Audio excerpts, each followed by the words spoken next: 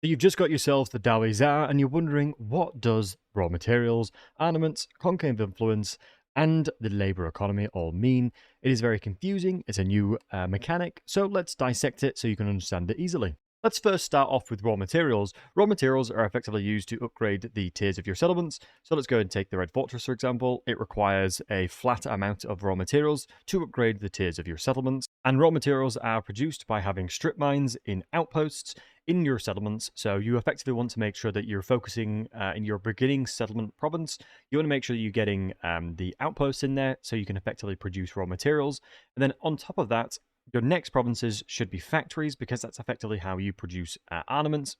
So you would basically require a certain amount of raw materials per turn to produce those into armaments, which is why it's very crucial to effectively produce yourself and get the raw materials working as soon as you possibly can do. Because as we know in the previous clip, you effectively can upgrade the tiers of your settlements alongside armaments production.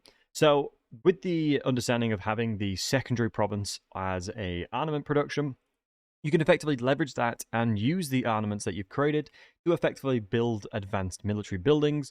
So you can get access into magma cannons and get access into really, really juicy units early as possible. Alongside that one, the armaments are effectively utilized within the Hellforge, where effectively you can increase the cap of your units. So alongside of leveraging and utilizing your armaments to effectively increase the cap, you can see here specifically melee infantry.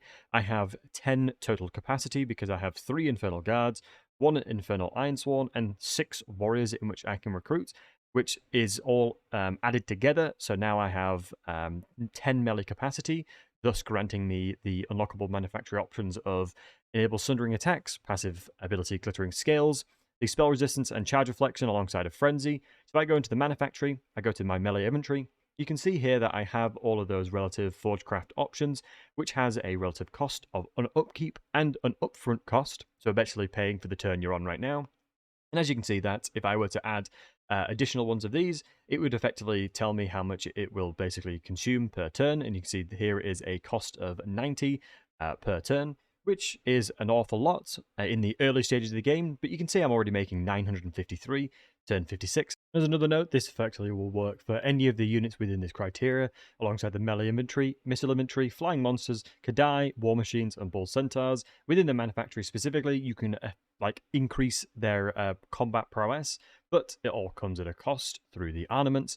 So this is the reason why it's very important to start snowballing, getting the raw materials as early as possible, and then funneling that into the armaments to then unlock your effectively your greater power of your units. Next up, let's talk about Conclave Influence and what it does. Conclave Influence can effectively allow you to increase the tiers of the settlements that you're taking of the towers all the way up to tier 5 with a requirement of 325, I believe. And alongside this one, you can also play the political power of the Tower of Tsar. That will effectively grant you seats within the Tower of Tsar. So just to talk about the Tower of Tsar briefly, you effectively need to complete 2 of the districts alongside of your other Dowie Tsar brethren to get to the next tier. Once you've gotten to the next tier, you can effectively keep going up the tiers until you unlock the Conclave, where you can effectively confederate any of the relative Chaos Dwarfs factions that are the big boys, so you can't confederate any of the minor factions. And as you can see, my recommendations are very much dependent on how you as a player will learn. Early on, I utilized the raw materials output at plus 100 per turn quite a lot, because it was very, very useful alongside of the armament production, because it kind of allowed me to gain a good amount of resources without having to fully min-max and understand exactly how to get the resources. But nowadays, I would recommend going into the Black Alchemist for the random items, alongside of the Prospector, and the likes of the Quartermaster. Getting random items very early on will allow you to snowball pretty hard. As in one of my campaigns, I was getting crazy. You can get like talismans, preservations, you can get all sorts of amazing items. So it's very much required and very much a useful thing. But play it by ear. You know, if your other Dowie Tsar bros are going into heavily into one of the districts, just say, okay, do you know what? We'll work together here. We'll start unlocking the higher tiers of stuff, because you know the ultimate goal would be to confederate them. And keep in mind, if you confederate them through the Tower of Tsar, you get all of the seats in which they had as well, which is a massive snowball once you get up to the top. So it's well worth funneling a lot of Conclave Influence into the Tower of Tsar, specifically because of that. The main rush that I always like to do is Hobgoblin Quartermasters. I think it's extremely effective, and it effectively allows you to get an additional 50% experience alongside melee defense and leadership. And then Stronghold Syndrome will give you reduced upkeep alongside of melee attack as well, so it's super useful. The next up, you want to go to Call to War and then go to Varied Training. And honestly, at that point, you can kind of play it by ear. Martial training can be really good. Generally speaking, going within heavily into the military can be very useful. Industry of going into labor quotes and effectively going down this tree can definitely have some value depending on how you want to approach your campaign. But since they're separated out really nicely, depending on what you want to focus on, if you're a warmongering guy like me, I like to go military and make my guys as strong as possible so I can kill as many folks as I can. But sorcery, not really seeing a lot of value from this one, especially since it requires Conclave Influence to go into as well. So either go into military with the recommendation of that one, or go into the industry and effectively pick out what is relevant to you, mainly because of like Arnaments Outpost is always going to be really good if you want to rush into this, alongside of going into making things cost less. All of this stuff is pretty darn useful. Let's talk about the labor efficiency and this panel on what it does. The labor economy is similar to the way that the Dark Elves used to work, but this is effectively, I can funnel slaves into different provinces by effectively saying move out of this one. So let me just actually take a look at what we're producing right now. You can see that within my labor economy, we can see that this province is not making an awful lot of raw material output. So Imperial Road, I should probably take out the laborers from this province, as you can see utilizing this tab. And then we can see the likes of the Stone Sky Foothills is actually making a good chunk of material. So if I put you into there, increase the average efficiency of these ones, and like so, as we can see that we've increased all these ones. So now what I'm going to do is go ahead and accept the moving. So I moved 390 laborers from Imperial Road, and I'm putting those laborers into the other provinces that are producing a higher amount of raw materials. It cost me 780 treasury to do so, but now you can see that my raw materials per turn has gone from 189 to 260. And this is like because of the fact that I've got a lot of the raw material buildings here. You can see that I'm producing 200 here, I'm producing 200 here, and 200 here. And this is all about having enough laborers to effectively get the raw materials as possible, because you will require a set amount of your laborers, otherwise it starts becoming very inefficient. So if you effectively go below the efficiency rate, the yield of raw materials in which you'll get from that province will keep reducing and keep reducing. You want to be very, very careful about how many laborers you currently have. And as you can see, I made the mistake of expanding pretty quickly and making additional outposts, but I can't effectively produce any resources from there because I don't have the laborers, because you need a simple amount of 300 laborers to effectively gain anything from this. You also have labor actions, and in the early stages of the game, you can effectively sacrifice your laborers to get Conclave Influence alongside Treasury and Control. Honestly, the two that I've used is the sacrifices for Zar Nagrund, because this unlocks effectively the Tower of Zar faster, and it's actually well worth doing in the early stages of the game, especially alongside of getting Gordut's Backstabber. He gives you 500 laborers in the early stages of the game, and you can go beat up a lot of people within your certain location. So as long as you're fighting things, you will gain laborers.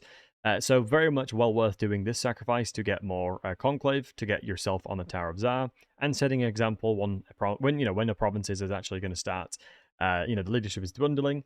You can see that control is actually relatively important, as the worse the control is, the more laborers you will effectively lose within that province per turn. So it's well worth actually keeping these guys happy. Let's talk about the military convoys in which you unlock turn 5. Military convoys can effectively utilize to send out convoys to gain variants of resources. In this case, you can send armaments for laborers, you can send money for laborers, you can use treasury for raw materials, you can send armaments for raw materials.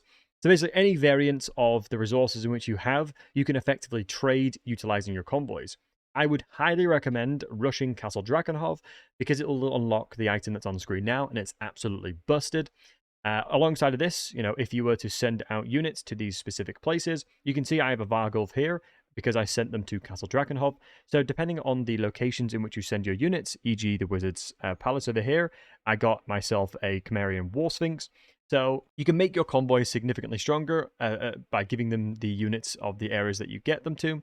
alongside of getting really, really cool items and trading for resources. So the military convoys are really, really useful and would absolutely highly recommend sending them out as much and as quick as you can. But keep in mind, depending on the route that they take, they may get attacked depending on who hates you and who is at war with you currently. So this is an example of what I would personally do. Effectively have 2 outposts, as you can see here, producing the strip mine.